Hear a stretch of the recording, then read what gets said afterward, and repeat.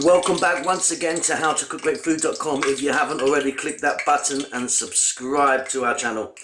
Gonna make a wonderful vegetable kind of hot pot stew today, really hearty, winter warmery I kind of call it. Take a look at that. A few vegetables. I've got some leeks, some carrots, some onions, some celery and some sweet or turnip. You can put anything you like in this dish. We're going to add a few more bits and pieces, some potatoes and maybe some mushrooms and so on. So, right, let's get it all in these guys. They're all chopped fairly small.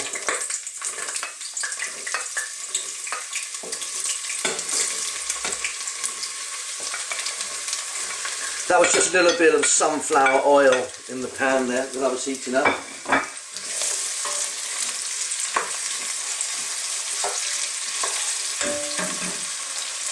Now for some herbs and spices. I'm going to add a little bit of thyme. Not too much really. Some sage,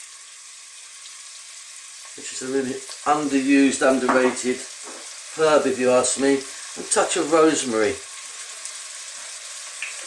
So this is kind of giving it what I think is like a real kind of English flavour.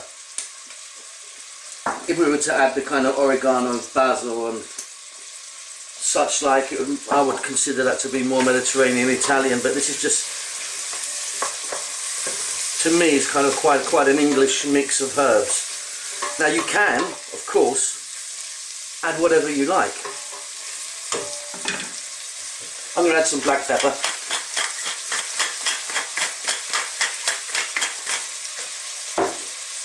I'm going to add some salt.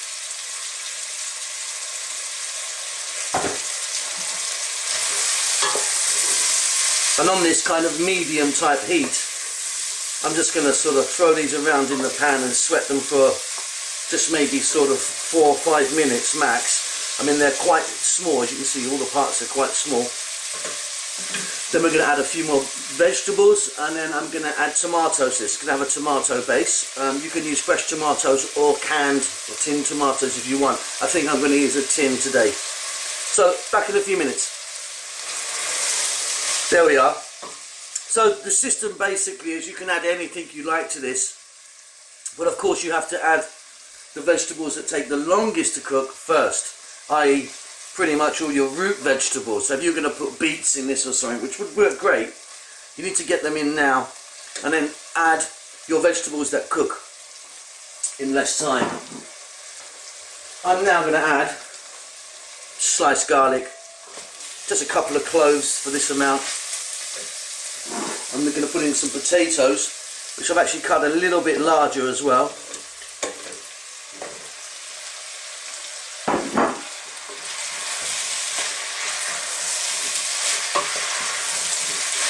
And simply we're going to cook these again on a kind of medium-ish heat. I'm going to pop the lid on now. I'll be back in about 4 or 5 minutes. Keep your eye on it, stir it. It might stick a little bit, so maybe just add a splash of water maybe. Let's take a look now. Let's get rid of some of that steam. Beautiful, coming together really nicely. I mean, these vegetables are nowhere near cooked yet. What we're trying to do is, I'm not trying to cook the vegetables in stages. I'm just trying to get them in, give them a little head start on each other, some of them, and then sort of just bring it together. And we're going to sort of stew this slowly as well. Right, now I'm going to go in with some mushrooms, and I've got some nice little butter mushrooms. I'm not even going to chop them. No need. Just give them a little rinse. And again, in they go. Make sure you've got a little bit, I mean there's no moisture in the bottom as you can see, but there's plenty of steam happening. So, you know, like I say, don't be frightened of a splash of water here and there. Lid's going to go back on. Again, I'll be back in 3 or 4 minutes. So, in we go again. It's looking lovely. I've now got some sweet peppers here, or bell peppers, whatever you call them. They give it a nice bit of colour, yellow, green and red in there. Now, tinned tomatoes, or in my case actual a Tetra Pak, but the same amount of chopped tomatoes. And there you go. So it's the same as a regular can. Let's give that a mix. Now if you wanted, why not? You can throw some beans in now, some borlotti beans, cannelloni beans, chickpeas. I mean, give it a bit of body, you know, if you wanted. Okay, let's lower the heat down a little bit. Get that lid on. Keep your eye on it.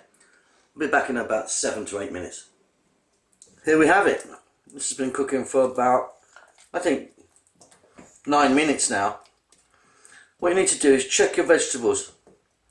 Check your potatoes, check all those root vegetables. See if they're cooked or not. These are slightly undercooked.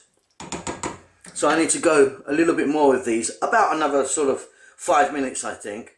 What I am going to do now is add some chopped parsley. A flat leaf parsley. I mean, again, add anything you like. Check it for salt.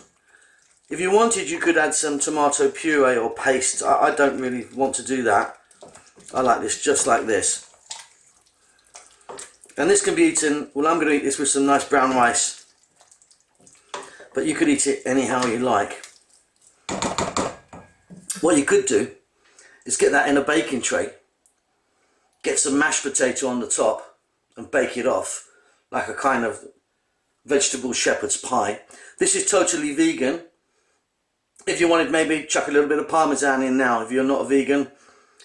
If you're going to make a kind of vegetable shepherd's pie or cottage pie, you might want to put a bit of cheese on top of the potato. But either way, it's really versatile. It's really healthy. Does it taste good? You betcha. It's really lovely. I'll see you next time. I hope you enjoy that. Take care. Bye-bye.